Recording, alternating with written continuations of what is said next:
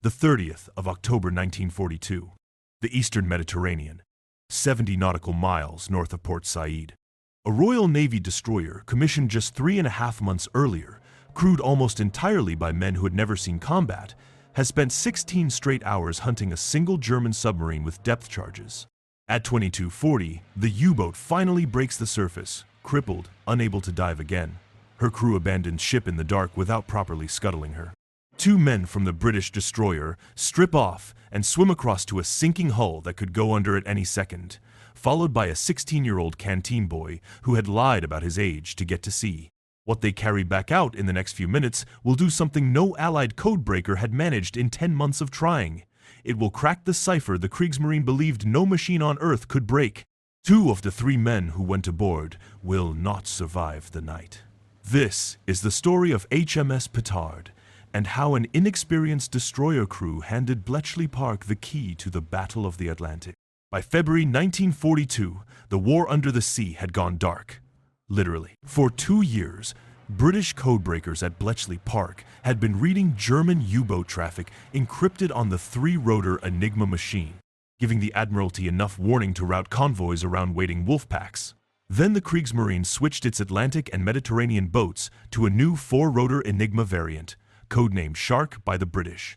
The extra rotor multiplied the possible settings so far beyond the 3-rotor version that Bletchley's electromechanical bombs, which had cracked the old cipher through brute force elimination, simply could not work through the possibilities in time to matter. For 10 months, from February to December 1942, Allied convoys crossed the Atlantic blind. Shipping losses climbed. The Admiralty's submarine tracking room, which had spent 2 years reading the enemy's mail, was reduced to guessing at positions from direction-finding bearings and survivor reports. Naval intelligence needed one thing above all: a captured set of the current Shark settings on paper. Before the Germans could destroy them, that meant boarding a sinking U-boat in the dark before she went under, and doing it fast enough to matter. The ship that would deliver it was, on paper, an unlikely candidate for a mission requiring precision under extreme pressure.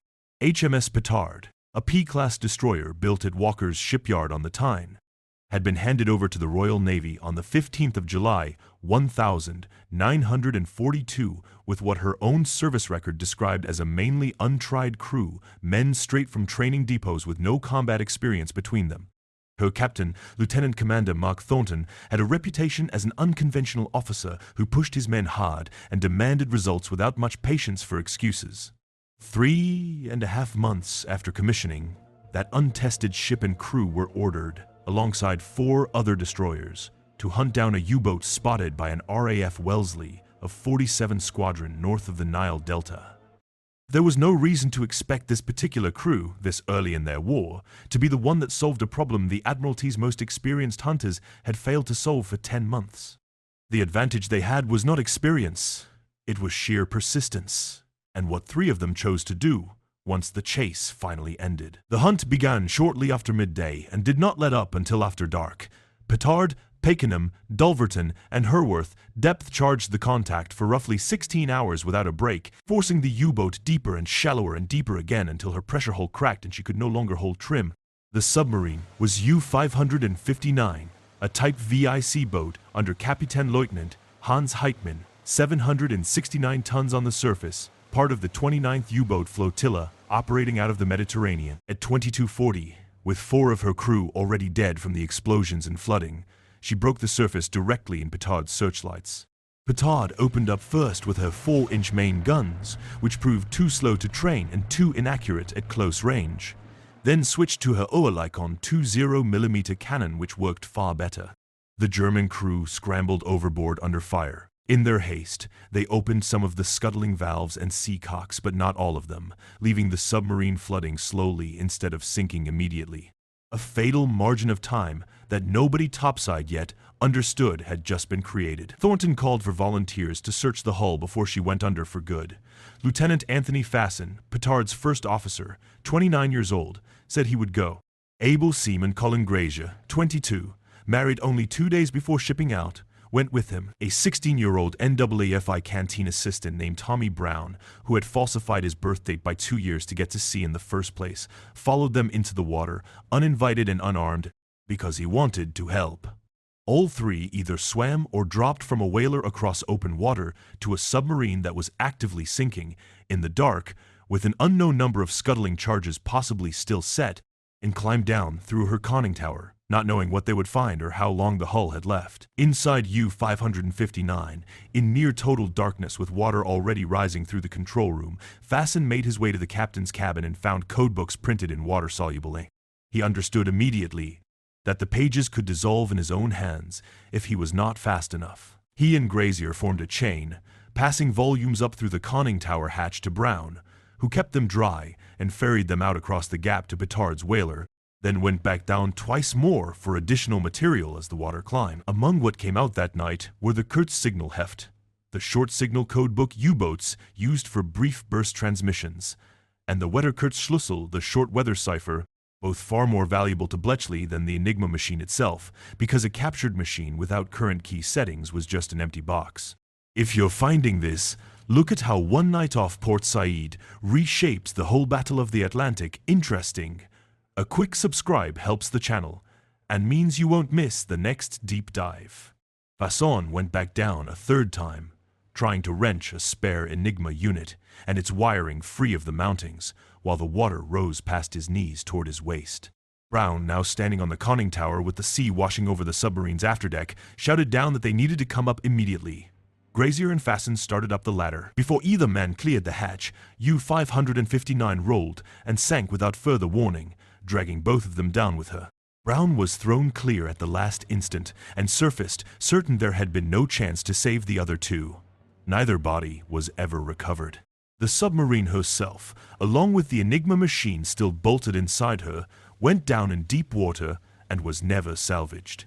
Everything that mattered had already left the hull in Tommy Brown's arm. The captured documents reached Bletchley Park on the 24th of November, 1942, nearly a month after the action.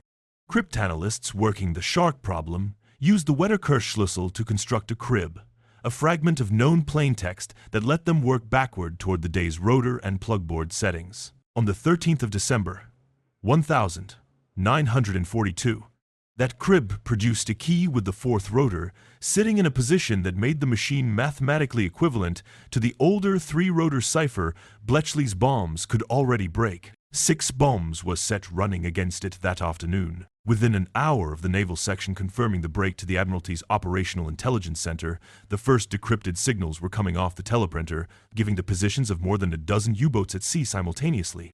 10 months of silence ended in a single afternoon, and it ended because of a chain of paper that had passed hand to hand through a flooding conning tower 6 weeks earlier. The result was immediate and measurable. Convoys could once again be rerouted around waiting wolf packs before contact was made rather than after. Allied shipping losses in the Atlantic were roughly halved in January and February of 1943 compared with the blackout months that preceded them, with historians estimating the U-559 material helped save somewhere between 500,000 and 750,000 tons of shipping in that period alone. Just as importantly, the specific technique used to break the December key, exploiting weather cipher cribs against the four-rotor machine, gave Bletchley a repeatable method that kept shock readable with intermittent gaps for most of the remainder of the war. Every convoy that reached Britain safely through 1943 and 1944, every division of troops and tonnage of fuel that made it across the Atlantic for the eventual invasion of Europe, moved through waters the Admiralty could once again see into. Fasson and Grazier were recommended for the Victoria Cross and refused it on a technicality. The medal required valor demonstrated in the face of the enemy, and by the time the two men boarded U-559, her crew had already surrendered, and there was no enemy left firing on them, only rising water. They were awarded the George Cross instead, Britain's highest honor for gallantry not performed under direct fire, both posthumously. Tommy Brown received the George Medal, becoming one of its youngest recipients at 16. Because the entire operation depended on the Germans never learning that naval enigma had been compromised, the story of what the three men had actually recovered, and why it mattered, was classified for decades. Their families were told only that the men had died bringing back papers from a sunken submarine. Tommy Brown never lived to see the secret lifted. He died in 1945, at 17, trying to pull his younger sister from a house fire in North Shields. The full significance of that night off Port Said only became public in the late 1990s when Bletchley Park's wartime work was declassified and a local newspaper campaign in Grazier's hometown of Tamworth pushed for the three men to finally be properly recognized. A memorial of 3 anchors, one for each man, was unveiled in Tamworth in October 2002, 60 years to the month after the action. It was, by any measure, a late honor for a night that had done as much to win the Battle of the Atlantic as any convoy escort or long-range bomber, and nobody outside a small circle at the Admiralty was allowed to know it at the time. Nothing about HMS Petard's crew suggested they were the ones who would break Germany's most dangerous naval cipher of the war. They were new to their ship, new to combat, and their captain had a reputation for demanding more than green sailors usually had to give. What they had, when the moment actually arrived, was the willingness to jump into open water toward a sinking hull that could take them under at any second, and the discipline to keep working inside it until the water made that impossible. Bletchley Park supplied the mathematics. The Admiralty supplied the years of accumulated cryptanalytic method, but none of it moved an inch without 3 men choosing, in the dark, to go below one more time. 2 of them did not come back up. The cipher Germany believed no one could break was broken anyway, on paper carried out in a teenager's arms.